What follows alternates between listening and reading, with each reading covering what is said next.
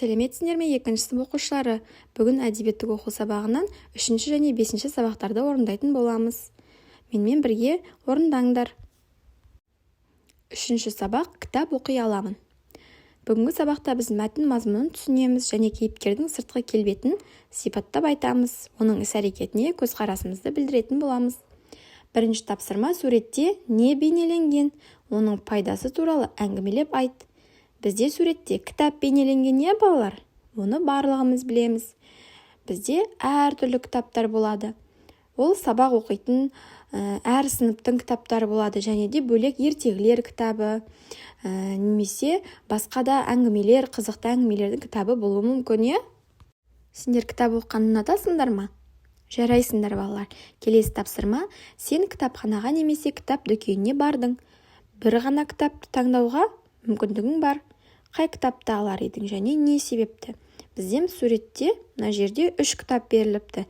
Қайсын таңдайтын едіңдер балалар? Әрине балалар, әр бала өзіне ұнатқан және оқығысы келетін кітапты таңдайды. Енді суретке қараңдар. Жүсіпбек Аймауытов 1889 жылы дүниеге келіп, 1931 жылы дүниеден өткен екен. Бұл кісі белгілі жазушы, Павлодар облысында туған, балаларға арналған шығармалары бар екен. Жаман тымақ, көк өгіз және тағы да басқа шығармалары бар. Ол оқулықтарды да жазған екен. Жарайсыңдар балалар. Осы жазушыны естерінде сақтаңдар. Келесі 3 тапсырма: мәтінді түсініп оқы. Кітап оқу. Жазық кең дала, жел жоқ, күн шуақ. Аспанда ақ сабынның көбігіндей, ақ мақтадай ақ бұлттар.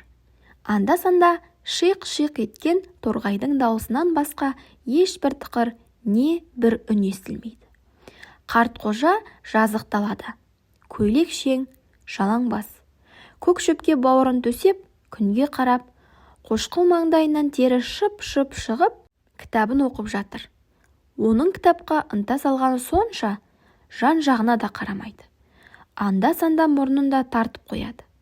Өзінің айдалада жатқанын да, ауылын да, басқа дүниені де ұмытты. Оқыған сайын ажарланады. Иегін созып, көзін қадап, қағазды жеп қоятын тәрізді. Бұл мәтіннің авторы Жүсіпбек Аймауытов екен. Жарайсыңдар балалар. Енді суретке зер сал. Мәтіндегі жазушы қолданған сөздерді пайдаланып, баланы сипаттап айт дейді. Бұл суретте жатқан бізде жаңағы бала, есімі Қартқожа, және оның қолында кітап. Ол терлеп, оның үстіне ешқандай дауысқа да, қайда жатқанына да, ауылында қайда қалғанына мән бермей, ештеңені ойламай, қағазды жеп қоятын сияқты кітапты оқып жатыр дейді. Енді 5 тапсырма: берілген тіркестер кімге қатысты айтылған дейді. Кейіпкердің атын қосып әңгімеле. Жан-жағына қарамайды. Бұл әрине мәтінде жаңа ғана біз оқығанбыз. Қартқожа жан-жағына да қарамайды. Жарайсыңдар. Келесі: басқа дүниені ұмытты. Жаңа айттық қой, айдалада жатқанын да, ауылын да, басқа дүниені де ұмытты. Кітап оқып жатып, соның барлығын ұмытып кетіпті. Келесі: оқыған сайын ажарланады. Кітапты оқыған сайын ажарланады дейді. Яғни көңіл күйі өте керемет болып, түр әлпеті ажарланып кетеді екен. Келесі: қағазды жеп қоятын тәрізді. Міне, иегін созып, көзін қадап, қағазды жеп қоятын тәрізді кітапты оқып жатыр екен. Жарайсыңдар балалар. Енді кейіпкердің іс-әрекетіне өз пікіріңді білдір дейді. Кейіпкер дегеніміз бұл көркем шығармада суреттелетін оқиғаға қатысып жатқан адамды айтады екенбіз. Яғни біздің мәтіндегі кейіпкеріміз Қартқожа, бала. Ол кітапты қалай оқып жатыр, қай жерде оқып жатыр, және жан-жағында қандай дыбыстар шығып жатыр деген сияқты мәтінде бейнелеп бізге түсіндіріп отыр, балалар. Жарайсыңдар.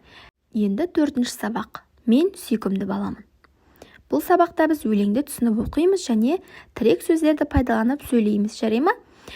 Міне, бізде Бүркіт Ысқақов деген балаларға арнап өлең жазған ақын, ғалым бейнеленген суретте. Бұл кісі Қарағанды облысында дүниеге келген екен. Сенің отаның, кішкене көмекші деген сияқты кітаптары бар екен. Яғни ол балаларға арналған. 1 тапсырма: өлеңді түсініп оқы. Кішілерге қамқор бол. Сүйкімді бала атанып, сүйсінткің келсе кісіні, жіберме үлкен қателік, жәбірлей көрме кішіні. Жүр екен ойнап бұрышта, өзіңнен кіші жас бала. Соқтықпа оған ұрыспа, демесін және басқа да. Келеді сәби көшеде, итеріп оны қалма сен. Ойыншық, кәмпит кесе ме, қолынан тартып алма сен. Кішіге күш көрсетіп, жәбірлеп оны ұрма сен. Кіші де өсер ер жетіп, үлкендік оған қылма сен деп Бүркіт Ысқақов ақын атамыз айтқан екен. Жәбірлей көрме деген сөз, мына өлеңдегі, ол ренжітпе деген мағынаны білдіреді балалар. Осы естеріңде болсын. Келесі екінші тапсырма. Сүйкімді бала атанып жүрсің бе? Суреттерге қарап сөйлеуіңе болады дейді. Міне, бірінші суретке қарайық. Атасы мен немересі. Немересі атасына домбыра тартып беріп отыр, я? Мүмкін өлең айтып беріп жатқан шығар. Көрдіңдер ме? Атасына өз өнерін көрсетіп, атасының әрі көңілін көтеріп жатыр. Келесі екінші суретте екі қыз бала, я? Олар ауладағы гүлдерді суғарып жатыр. Олардың да ісі өте дұрыс, я? Өсімдіктерге де, жануарларға да қамқор болған әрдайым дұрыс. Келесі үшінші суретте екі бала бір-бірімен дойбы ойнап отыр екен. Яғни екеуі бір-бірімен жарысып отыр. Өздерінің білімдерін ары қарай күшейткісі келіп, бір-бірімен ойнап отыр екен. Ең соңғы суретте балалар, сахнада біздің оқушы қызымыз бен оқушы баламыз өз өнерлерін көрсетіп, би билеп беріп жатыр, я? Ұстаздар мерекесіне немесе басқа да іс-шараларға арнап өз өнерлерін көрсетіп жатыр. Жарайсыңдар балалар, осы 4 суретке өздерің қалаған сөйлемді құрасаңдар болады. Келесі үшінші тапсырма.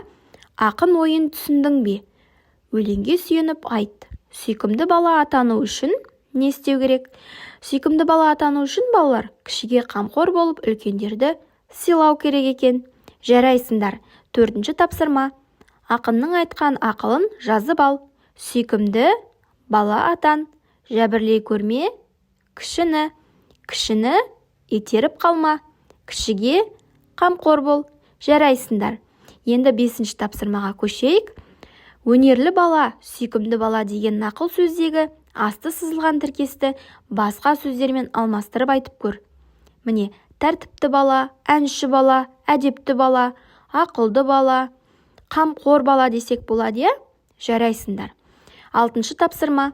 Сүйкімді бала атану үшін не істеуге болмайды? Жалғастырып айтыңдар. 1-ші, сабақтан қалуға болмайды. Мектепке жүгіруге болмайды. Қыз баланы ұруға болмайды. Кішкене баланы жылатуға болмайды. Ағашты сындыруға болмайды. Құсты атуға болмайды. Жарайсыңдар. Келесі үйдегі бір күнім. 5-ші сабақ. Бүгінгі сабақта өлең бойынша сұрақтар құрастырасың және сұрақтарға жауапты өлеңнен табасың. 1-ші тапсырма. Уақытты дұрыс пайдаланбау, құр ойнау деген неге әкеліп соғады? Өлеңді түсініп оқыңдар. Апаңның тілін алса егер. Мезгілсіз жүріп күн бойы, мерзіммен тамақ ішпесе, демалыс жоқ күнде ойын, мерзіммен суға түспесе, қолында мұндай баланың күш болмайды күш десе, қолынан мұндай баланың іс келмейді іс десе. Күн сайын солады, шынашақтай болады. Апаңның тілін алса егер, тамақ ішсе іш десе, демал десе демалса, суға түссе түс десе, қолында мұндай баланың күш болады күш десе, қолынан мұндай баланың іс келеді іс десе, шынығып өсіп толады, үлкен жігіт болады. Бұл өлеңнің авторы балалар Жақан Смақов деген балалар ақыны екен. Ол кісі Қарағанды облысында дүниеге келген. Бақпақ, жаңғырық және тағы да басқа сол сияқты кітаптары бар екен. Жарайсыңдар балалар. Келесі 2-ші тапсырма. Суреттерге зер сал, нені ұнатып, нені ұнатпайтыныңды айт және түсіндір. Қараңдар балалар. 1-ші қыз бізде үй тазалап жүр, одан кейін 2-ші қызымыз ыдыс жуып жатыр. Одан кейін бала кітап оқып отыр. Одан кейінгі баламыз суда жүзіп жүр. Және ең соңғы баламыз суда кемемен жүзіп жүр, я? Бұл жерде әр қайсының өзінің ұнататын ісімен айналысып жатқаны. Ал сендер қандай іспен айналысқанды ұнатасыңдар? Мүмкін кітап оқу, мүмкін ән айту, немесе қолөнер бұйымдарын жасау, әртүрлі істер болады, иә балалар? Жарайсыңдар. Енді 3-ші тапсырма. Өлең бойынша сұрақтар құрастырып жауап беріңдер. Үлгі беріпті бізге. Мерзіммен тамақ ішпесе не болады? Адамда күш болмайды. Адамда күш болмаса не болады? Қолыңнан іс келмейді. Енді осылай өзіміз құрастырып көрейік. Кітап оқымасаң не болады? Білімсіз боласың. Ал білімсіз болсаң не болады? Өмірің қараңғы әрі қиын болады. Себебі білімдінің күні жарық, білімсіздің күні қарып деп айтқан. Ол яғни қараңғы әрі қиын болады деген мағынаны білдіреді екен. Жарайсыңдар балалар, сау болыңдар. Менің каналыма жазылуды ұмытпаңдар.